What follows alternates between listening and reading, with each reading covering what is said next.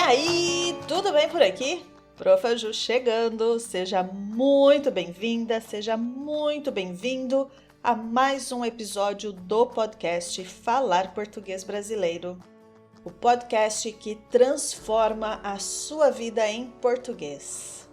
Quero mandar um abraço para você que escuta caminhando, escuta levando o cachorro para passear, escuta limpando a casa, escuta dirigindo, escuta pedalando, escuta lavando a louça, escuta nos momentos de insônia, escuta tomando banho, tomando café da manhã. E se você escuta fazendo alguma outra coisa diferente e que eu não falei aqui, mande um e-mail para mim, contato@falarportuguesbrasileiro.com, dizendo como você escuta o nosso podcast. De um modo geral, ou você ama gramática ou você odeia. Vamos do 8 ao 80. Alguns estudantes mais conscientes estudam muito a gramática, outros nem se importam. Na minha opinião, é preciso saber ponderar, um pouquinho de cada. É preciso também entender que a gramática é a base do idioma, é a materialização do idioma a partir da descrição da comunicação. No episódio de hoje, vamos falar sobre tempo verbal.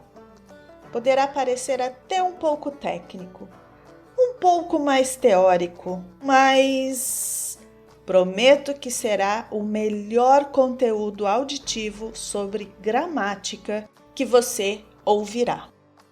Falando em gramática, você está sabendo do meu curso de gramática com aulas ao vivo, uma vez por semana? Gente, acesse a página falarportuguesbrasileiro.com e venha para as aulas de gramática. A primeira turma já está com inscrições abertas. Uou! Finalmente tirei esse projeto do papel. Tenha certeza de que estou muito feliz por poder conduzir você nos caminhos da gramática do português brasileiro.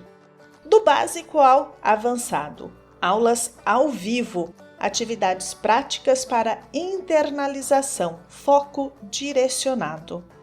Esse curso é diferente porque vou ensinar a gramática em funcionamento, método FPB, fortalecer a base para atingir a fluência. Talvez você já tenha ouvido essa expressão em aulas de gramática e pensado que se tratava apenas de uma lista para decorar.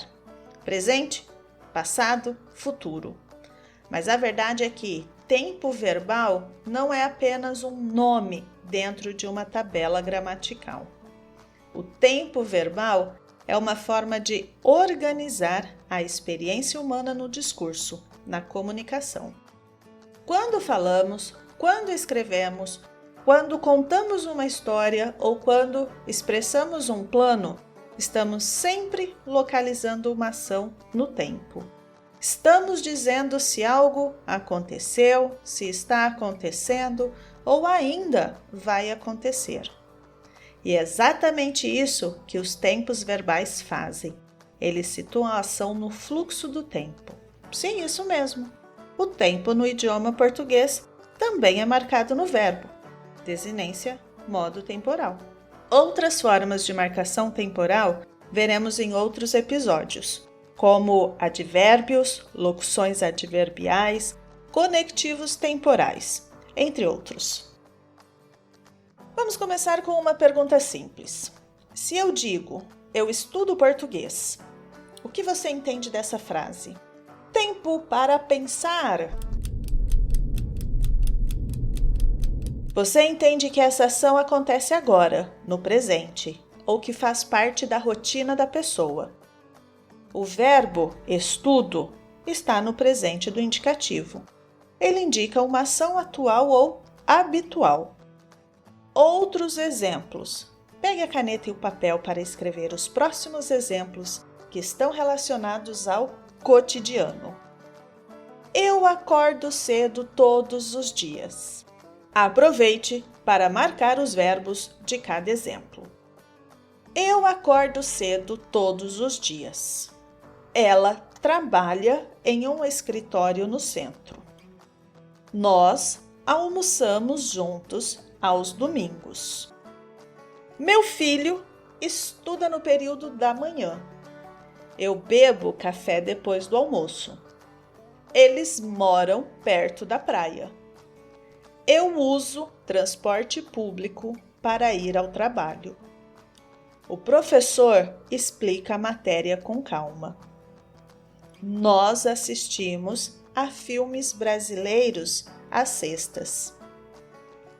Eu aprendo português ouvindo o podcast Falar Português Brasileiro.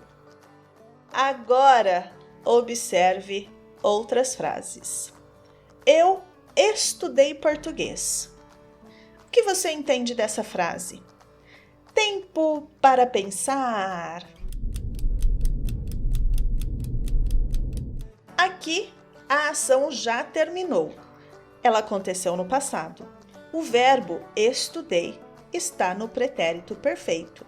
Ele mostra uma ação concluída. Anote aí outros exemplos. Ontem eu fui ao supermercado. Eu terminei o relatório antes do prazo. Nós assistimos ao jogo ontem à noite. Ela comprou um vestido novo. Eu conheci um brasileiro muito simpático. Eles viajaram para o Rio de Janeiro. Eu enviei o e-mail para o cliente. Nós jantamos em um restaurante italiano. Meu filho passou na prova. Eu comecei a estudar português no ano passado. Mas veja como uma pequena mudança no verbo muda completamente a perspectiva temporal. Você está anotando, né? Se eu digo, eu estudava português, agora não se trata mais de uma ação pontual. O verbo estudava indica algo que acontecia de forma contínua ou habitual no passado. Talvez durante um período da vida, talvez como parte de uma rotina antiga. Mais um pouquinho de exemplo para você praticar. Anote todos os exemplos e identifique o verbo.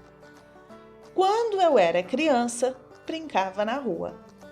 Nós viajávamos para a casa dos meus avós nas férias. Ela estudava todas as noites. Eu trabalhava em um café no centro. Nós assistíamos televisão depois do jantar. Meu pai chegava tarde do trabalho. Eu lia muitos livros naquela época. Eles moravam em outra cidade. Eu corria no parque todos os dias. A professora sempre explicava 2 vezes. Percebeu a diferença até aqui? Vamos lá. Agora, o pretérito mais que perfeito simples indica uma ação passada, concluída antes de outra ação também no passado, funcionando como o passado do passado. O pretérito mais que perfeito simples é muito comum em literatura, narrativas históricas, crônicas e em contextos bem formais. Vejamos os exemplos. Quando cheguei, ela já saíra. Eu já terminara o trabalho quando ele ligou. Pedro falara de seus pais. Maria bebera uma bebida muito forte. Eu já estudara esse assunto. Tem sido muito pouco utilizado atualmente. Já a forma composta é a preferida na fala cotidiana. Veja a diferença. Quando cheguei, ela já tinha saído. Eu já tinha terminado o trabalho quando ele ligou. Pedro já tinha terminado o trabalho. Maria já tinha bebido uma bebida muito forte. Eu já tinha estudado esse assunto. Nós já tínhamos reservado o hotel. Ela já tinha visto esse filme. Eles já tinham decidido mudar de cidade. Uma mesma ação, estudar português, pode ser apresentada de várias maneiras, dependendo da relação que o falante estabelece com o tempo. E é por isso que aprender tempos verbais não é apenas aprender gramática. É aprender a escolher como apresentar a realidade, a sua realidade no idioma que está aprendendo. Agora, vamos avançar um pouco mais? Em português, nós organizamos os tempos verbais em 3 grandes dimensões: presente, passado e futuro. Dentro de cada uma dessas dimensões, existem variações que mostram aspectos diferentes da ação. Por exemplo, no passado temos pretérito perfeito, pretérito imperfeito, pretérito mais que perfeito. Cada um deles conta uma história diferente sobre a mesma ação. Observe estas 3 frases. Quando cheguei, ela saiu. Quando eu chegava, ela saía. Quando cheguei, ela saíra, ou quando cheguei, ela já tinha saído. No primeiro caso, as ações acontecem uma depois da outra. No segundo caso, estamos falando de uma situação repetida no passado. No terceiro caso, indicamos que uma ação aconteceu antes de outra ação passada. Percebe como os tempos verbais criam uma espécie de linha temporal dentro da narrativa?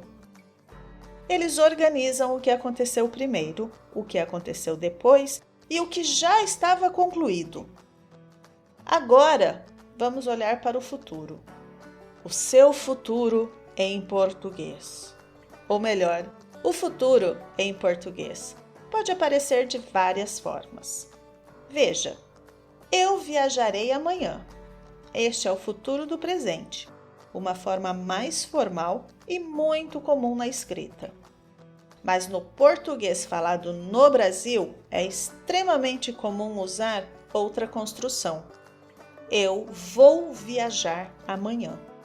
Essa estrutura com o ir mais o infinitivo também indica futuro e é muito mais frequente na fala cotidiana.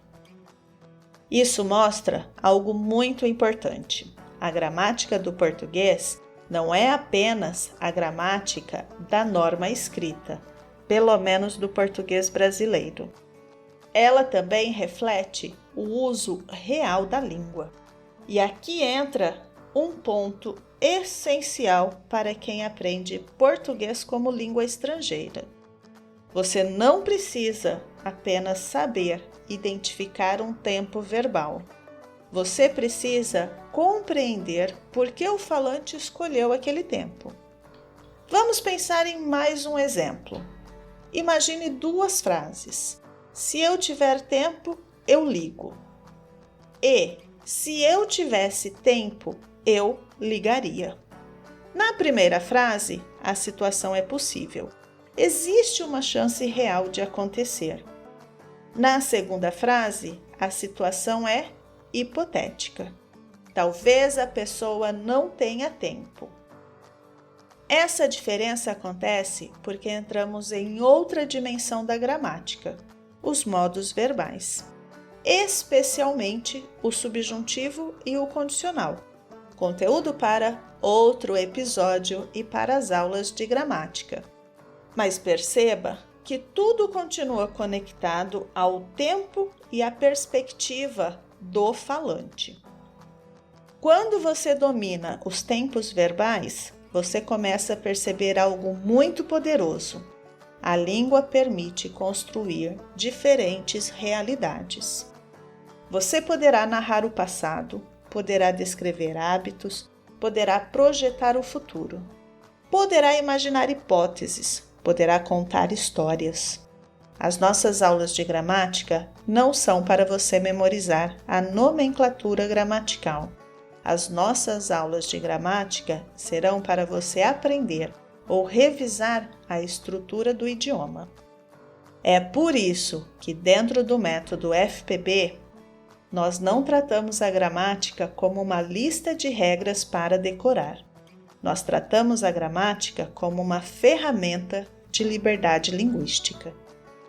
Quando você entende os tempos verbais, você ganha autonomia para organizar ideias com precisão. Você deixa de falar frases isoladas e começa a construir narrativas, argumentos, planos e hipóteses com muito mais clareza. Uma dica prática para você que está aprendendo português e chegou até o fim deste episódio. Em vez de estudar tempos verbais apenas em tabelas, observe como eles também aparecem em contextos reais. Preste atenção em entrevistas, conversas, textos jornalísticos, histórias. Pergunte-se sempre: por que esse tempo verbal foi usado aqui? Ele indica uma rotina, uma ação concluída, uma hipótese, um plano? Esse tipo de observação desenvolve algo muito mais valioso do que a memorização, a consciência linguística. E a consciência linguística é exatamente o que transforma estudantes em usuários reais da língua. Bom, por hoje é isso. Se este episódio te ajudou a entender melhor como funcionam os tempos verbais no português, eu recomendo que você ouça novamente e preste atenção nos exemplos. Repetir, observar e aplicar são passos fundamentais para consolidar esse conhecimento. Vou ficando por aqui. Vejo você no próximo episódio. Eu sou a Prof. Ju, este é o nosso podcast Falar Português Brasileiro. Um abraço a todos e tchau, tchau! Esse episódio foi editado por Ricardo Gomes, da Apomorfia Podcast.